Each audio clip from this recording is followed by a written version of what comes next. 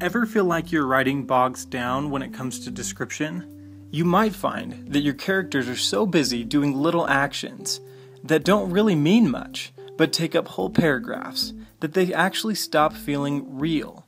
If your characters are more like mannequins than true feeling individuals, you might be spending too much time on description.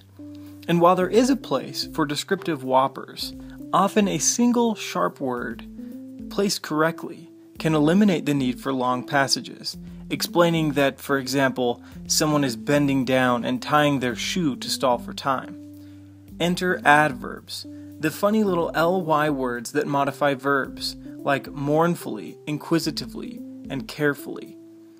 The brain actually fills in the imagery you would otherwise write out when it sees these little words, doing a better job than the lengthy description.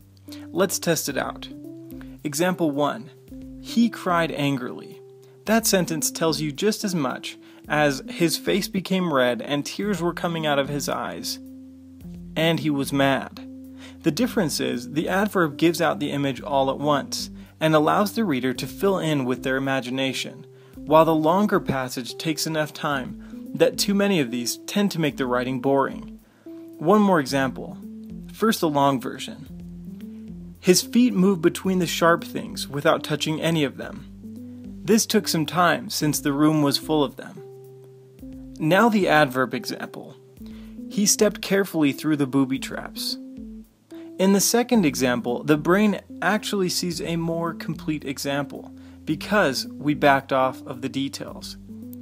This is just a stylistic tip, however, and there are always exceptions to the rule. For example, at times you might want a longer scene where single emotions or actions are examined deeply or stand out to the reader. In that case, go ahead and write long description to your heart's content. Still, the adverb is a useful tool and not one to be ignored. Got a writing question? Leave it in the comments.